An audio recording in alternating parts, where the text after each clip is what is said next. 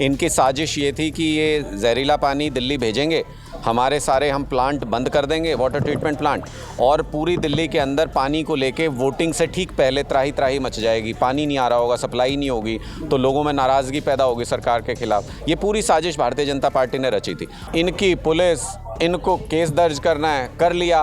चुनाव आयोग को ये इस्तेमाल कर रहे हैं। चुनाव आयोग को प्रवेश वर्मा नहीं दिखते, कैश बांटते। चुनाव आयोग को बीजेपी के नेताओं के घर में गड्डियां पड़ी, वीडियो वायरल हो रहे हैं, वो नहीं दिखाई देता। चुनाव आयोग को अमित शाह जी का घर नहीं मिलता दिल्ली के अंदर, मोदी जी का घर नहीं मिलता, उसकी जांच करने चले जाएं।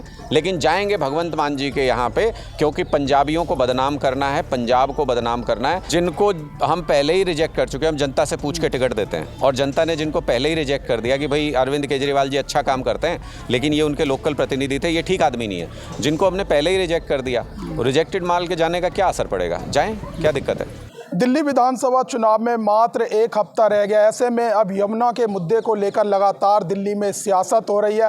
इस वक्त मेरे साथ इस पर ज़्यादा बातचीत करने के लिए हरियाणा से आम आदमी पार्टी के उपाध्यक्ष अनुराग ढांडा जी हैं। सर, जिस तरीके से अरविंद केजरीवाल जी ने यमुना को लेकर बयान दिया, उसके बाद से लगातार बीजेपी आम आदमी पार्टी पर हमलावर है। ऐसे में नायब सिंह सैनी लगातार कह रहे हैं कि वो झूठ फैला रहे हैं अरविंद केजरीवाल, और आज उन्होंने 2 बोतल लेकर दिखाई। एक हरियाणा की कह रहे हैं कि इसमें साफ पानी है, और दूसरे में गंदा पानी वो दिखा रहे हैं कि ये दिल्ली में दूषित होता है यहाँ पर पानी। देखिए, दरअसल अरविंद केजरीवाल जी ने पोल खोल दी है भारतीय जनता पार्टी की, इसलिए तिलमिलाए हुए घूम रहे हैं। उनको समझ नहीं आ रहा है कि क्या करें। इनकी साजिश ये थी कि ये जहरीला पानी दिल्ली भेजेंगे, हमारे सारे हम प्लांट बंद कर देंगे, वाटर ट्रीटमेंट प्लांट, और पूरी दिल्ली के अंदर पानी को लेके वोटिंग से ठीक पहले त्राही त्राही मच जाएगी। पानी नहीं आ रहा होगा, सप्लाई नहीं होगी, तो लोगों में नाराज़गी पैदा होगी सरकार के खिलाफ। ये पूरी साजिश भारतीय जनता पार्टी ने रची थी। वो साजिश हो गई इनकी नाकाम। हमने शोर मचाया, हमने इस बात को उठाया, तो आज अपने आप बताइए वो 7 ppm पानी आज 2 ppm कैसे हो गया अपने आप से? जादू हो रहा है क्या यहाँ पे कि अचानक से 7 हो गया था, फिर अचानक से अब 2 भी हो गया जब ये मुद्दा एक्सपोज हो गया, जब सामने आ गया। फिर इन्होंने नौटंकी शुरू की। नायब सिंह जी ने ये बोले मैं पी के दिखाता हूँ यमुना का पानी, ये तो साफ़ है। इनका गिल्ट इतना ज़्यादा था, इनके मन में पाप इतना ज़्यादा था कि मुंह में पानी लेते इनको पता था कि ये जहरीला पानी है। इन्होंने थूक दिया वापस यमुना के अंदर। इतना तिरस्कार किया यमुना मैया का, यमुना के अंदर थूक दिया, सिर्फ अपने झूठ को नौटंकी करके सच साबित करने के लिए। फिर उन्होंने कहा नहीं नहीं थूका नहीं है, दोबारा पी लिया था। तो फिर नायब सिंह जी ये बताएं कि ये ट्वीट डिलीट करके क्यों भाग गए नायब सिंह जी? ये कल उन्होंने ट्वीट किया था, वीडियो ट्वीट किया था वहाँ पे जब वो गए यमुना पे, उसके बाद ये ट्वीट आज डिलीट करके भाग गए। क्यों? क्योंकि इसमें थूकते हुए नजर आ रहे थे। मतलब इनका पाप खुद ही सामने आ गया। सच को किसी सहारे की ज़रूरत नहीं होती, सच सच होता है। झूठ को 100 कवर अप की ज़रूरत होती है। अब कल थूकने वाला इंसिडेंट सामने आ गया, तो आज नई बोतल भर के लेके आए हैं। अरे बोतल भर के तो हम दे के आए थे आपके नाम की। 7 ppm पानी अगर आप कहते हो डेंजरस नहीं होता है, तो आप पी के दिखाओ ना, प्रेस कॉन्फ्रेंस करो, और वो जो पानी आपको भिजवाया हमने वो पी के दिखाओ। आप खुद नहीं पी सकते तो फिर दिल्ली के लोगों को क्यों पिलाना चाहते हैं? कोर्ट तो ये में भी सर मामला डाल दिया है हरियाणा सरकार ने पानीपत कोर्ट में। इनकी पुलिस, इनको केस दर्ज करना है, कर लिया। चुनाव आयोग को ये इस्तेमाल कर रहे हैं। चुनाव आयोग को प्रवेश वर्मा नहीं दिखते, कैश बांटते। चुनाव आयोग को बीजेपी के नेताओं के घर में गड्डियां पड़ी, वीडियो वायरल हो रहे हैं, वो नहीं दिखाई देता। चुनाव आयोग को अमित शाह जी का घर नहीं मिलता दिल्ली के अंदर, मोदी जी का घर नहीं मिलता, उसकी जांच करने चले जाएं। लेकिन जाएंगे भगवंत मान जी के यहाँ पे, क्योंकि पंजाबियों को बदनाम करना है, पंजाब को बदनाम करना है। कभी कहते हैं कि ये देखो पंजाब के लोगों ने ये खतरा पैदा हो जाएगा, 26 जनवरी को पंजाब के लोग आ गए हैं, जबकि देश का हिस्सा है। शहादत पंजाब से ज़्यादा किसी ने दी है क्या? कभी कहते हैं कि देखो पंजाब की गाड़ी है, इसके अंदर कैश मिल गया, कोई गिरफ्तार नहीं होता, नकली नंबर प्लेट होती है। इतनी साजिशें कर ली इन्होंने। अब पंजाब के मुख्यमंत्री के यहाँ पहुँच गए, भगवंत मान जी के यहाँ। उनकी घर की महिलाओं के संदूक खोल खोल के उनके अंदर देख रहे हैं, उनके बक्से खोल खोल के उसमें जाँच कर रहे हैं। तो इनसे पूछो ना कि ये क्या करना चाहते हैं। ये दरअसल पंजाब को, पंजाबियत को, पंजाबियों को बदनाम करना चाहते हैं। इसका जवाब भी 5 तारीख को इनको मिलेगा। इनका एक झूठ नहीं चलेगा। मैं ये कहता हूँ, अगर आपके अंदर इतनी हिम्मत थी कि आप पंजाब के मुख्यमंत्री के घर पे जांच करने के लिए गए, तो अमित शाह जी के यहाँ भी जाओ ना एक बार, अगर आपके अंदर हिम्मत है तो। मोदी जी के यहाँ भी चेक करो ना, क्या पता वहाँ से पैसे बट रहे हो, वहाँ नहीं जाएंगे। प्रवेश वर्मा के घर कैमरे पैसा बट रहा है, वहाँ नहीं जाएंगे। इसका मतलब चुनाव आयोग भी इनके इशारे पर काम कर रहा है। जो राजीव जी हैं उनको भी अभी रिटायर हो जाएंगे फरवरी के बाद, उनको भी तो पोस्ट रिटायरमेंट चाहिए ना, पोस्टिंग कोई ना कोई, उसके लालच में वो भी लगे हुए हैं। चुनाव आयोग कह रहा है जो आरोप अरविंद केजरीवाल जी ने लगाए यमुना को लेकर, उसके तथ्य नहीं दे पाए थे। आज फिर जवाब दिया अरविंद केजरीवाल जी ने। ऐसा है, पहली बार में भी वही जवाब दिया था, दूसरी बार में भी वही तथ्य पेश किए हैं। क्या तथ्य चाहिए उनको? 7 ppm है या नहीं, ये तो जल बोर्ड की रिपोर्ट में है। ये तो चुनाव आयोग को भी पता होगा कि 7 ppm तक गया है कि नहीं अमोनिया का लेवल। 7 ppm पे अमोनिया खतरनाक होती है कि नहीं, आप थोड़ी सी किताब पढ़ लीजिए यार, गूगल कर लीजिए, आपको समझ में आ जाएगा। अगर अमोनिया के अंदर, अगर वाटर ट्रीटमेंट प्लांट से हम गुजार देते उसको और उसके अंदर क्लोरीनेशन हो जाता, तो अमोनिया और क्लोरीन मिल के जहर बन जाता है। ये किसी से पूछ लीजिए, अगर आपको नॉलेज नहीं है तो किसी पढ़े लिखे आदमी से पूछ लीजिए। फिर कहते हैं कि इंजीनियर का नाम बताओ जिसने चेक किया था।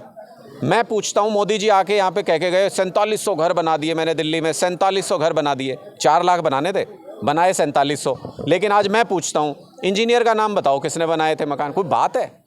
ये कोई लॉजिक है कि बेतुकी बातें सिर्फ चुनाव आयोग को इसलिए करनी है क्योंकि अरविंद केजरीवाल जी चुनाव प्रचार कर रहे हैं और इनसे बहुत आगे चल रहे हैं। इनको चुनाव प्रचार रोकना है, अरविंद केजरीवाल जी पे पाबंदी लगानी है, क्योंकि ये आमने सामने लड़के तो चुनाव जीत नहीं सकते।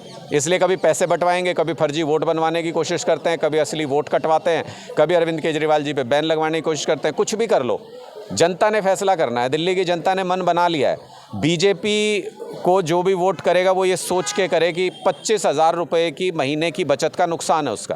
सर, चुनाव के बीच अभी खबर आई है कि आम आदमी पार्टी के 7 विधायकों ने इस्तीफा दे दिया। पार्टी पर कितना असर पड़ेगा सर इसका? जिनको हम पहले ही रिजेक्ट कर चुके हैं, हम जनता से पूछ के टिकट देते हैं, और जनता ने जिनको पहले ही रिजेक्ट कर दिया कि भाई अरविंद केजरीवाल जी अच्छा काम करते हैं लेकिन ये उनके लोकल प्रतिनिधि थे, ये ठीक आदमी नहीं है, जिनको हमने पहले ही रिजेक्ट कर दिया, रिजेक्टेड माल के जाने का क्या असर पड़ेगा? जाएँ, क्या दिक्कत है? सर, लगातार प्रधानमंत्री जी आम आदमी पार्टी पर हमलावर हैं, वो कह रहे हैं 5 फरवरी को आपदा मुक्त हो जाएगी दिल्ली। देखिए, निश्चित तौर पे 5 फरवरी को आपदा हो जाएगा दिल्ली, इसमें कोई संदेह नहीं है। ये तो पूरा दिल्ली कह रहा है। प्रधानमंत्री जी बार बार पूछ रहे हैं किसदा है दिल्ली, किसदा है दिल्ली। सारे कह रहे हैं आपदा आपदा। अब प्रधानमंत्री जी नहीं समझ पा रहे तो मैं क्या बताऊं? आपका ही है दिल्ली, और दिल्ली आपकी है और आप दिल्ली की है, इसमें कोई दो राय नहीं है। लोगों के मन में बसते हैं अरविंद केजरीवाल जी, और अरविंद केजरीवाल जी के कामों ने लोगों की ज़िंदगी को सुधारा है। इसलिए लोग अपने 25,000 रुपये की बचत को जारी रखेंगे, और नई सरकार आएगी तो ये बचत और बढ़ जाएगी। 35,000 रुपये महीना एक परिवार बचा सकेगा।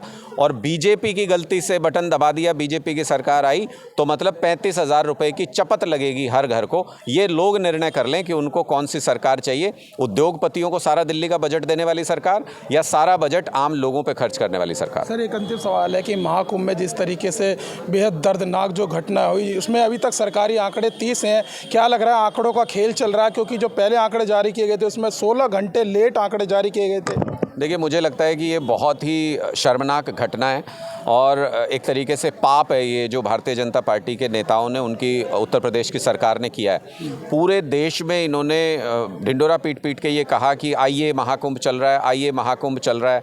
अब आप अपने घर पे किसी कार्यक्रम में सारी दुनिया को इन्वाइट कर लें और फिर खुद ही घर से गायब हो जाएं। ये चुनाव प्रचार करने दिल्ली आ गए, वहाँ व्यवस्था नहीं संभाली। इनको वहाँ बैठ के व्यवस्था संभालनी चाहिए थी, लेकिन इनके अंदर थोड़ा भी दिल नहीं है, इनके अंदर थोड़ा भी इंसानियत नहीं है। अभी इतना बड़ा हादसा हुआ है, ये अभी तक आंकड़ा नहीं बता पाए, लेकिन इनके उप मुख्यमंत्री उत्तर प्रदेश के आज फिर दिल्ली में प्रचार कर रहे हैं। प्रधानमंत्री जी उधर लाशें गिनी जा रही थी, इधर प्रधानमंत्री जी दिल्ली में रैली कर रहे थे, दिल्ली में प्रचार कर रहे थे। मैं कहता हूँ इनको शर्म आनी चाहिए। इंसानी जान के साथ खिलवाड़ करते हैं, धर्म के नाम पे आयोजन करके और उसमें अपने बड़े बड़े बिजनेसमैन और वीआईपी दोस्तों को बुला के उन दिखावा करते हैं, उनको बुलाते हैं, वहाँ पे डुबकी लगाते हैं। अरे इसको एक धार्मिक आयोजन रहने देते, जनता के लिए रहने देते। धर्म पे तो सबका अधिकार छोड़ दो, गंगा मैया में स्नान करने का अधिकार तो सबका छोड़ दो। महाकुंभ के अंदर भी ये लोग राजनीति लेकर के आए, इसको एक इवेंट बनाने का प्रयास किया, अपने वीआईपी दोस्तों के लिए सारी जगह बैरिकेडिंग करा दी। हमारा ये कहना है कि ये इनकी बनाई गई त्रासदी है, इनकी गलती की वजह से ये इतनी सारी मौत हुई है। ये मौत नहीं है, एक तरीके से सरकार द्वारा प्रायोजित हत्याएं हैं, जिनको सरकार के सिस्टम संभाल नहीं पाया, जिनकी उनकी लापरवाही की वजह से सारी जाने गई। एक कांस्टेबल भी सस्पेंड नहीं हुआ, आपको जान के हैरानी होगी, एक कांस्टेबल भी सस्पेंड नहीं हुआ। और योगी जी आए जब 24 घंटे बाद तो क्या कहते हैं, 30 के आसपास लोगों की मौत हो गई। मतलब 24 घंटे बाद आयोग बना दिया गया, गठन कर दिया गया। आज तक बता दो कौन से न्यायिक आयोग ने किस अधिकारी के खिलाफ आज तक कार्रवाई की? उत्तर प्रदेश के ढेरों उदाहरण है, सैकड़ों उदाहरण है। ये तो सरकार ने अपना ही तरीके से आयोग गठित करके और अपने बचने का रास्ता निकाल लिया। पहले ये तो बताओ, जिसकी जिम्मेदारी थी उसकी नाक के नीचे इतने लोगों की मौत हो गई, उसको तो सस्पेंड किया होता। इसलिए नहीं कर पाए क्योंकि जिम्मेदारी योगी जी की खुद की थी। खुद को सस्पेंड कैसे करें? अधिकारी तो इनको बता रहे थे एक सप्ताह से कि ये जो वीआईपी मूवमेंट आप करा रहे हो इसकी वजह से गड़बड़ हो सकती है। योगी जी ने नहीं सुना, वो तो चुनाव प्रचार में व्यस्त थे दिल्ली के अंदर। इसलिए सबको घर पे न्योत के और खुद वहाँ से निकल गए दिल्ली में चुनाव प्रचार के लिए। और अभी भी इतनी बड़ी घटना होने के बाद भी सबक नहीं लिया।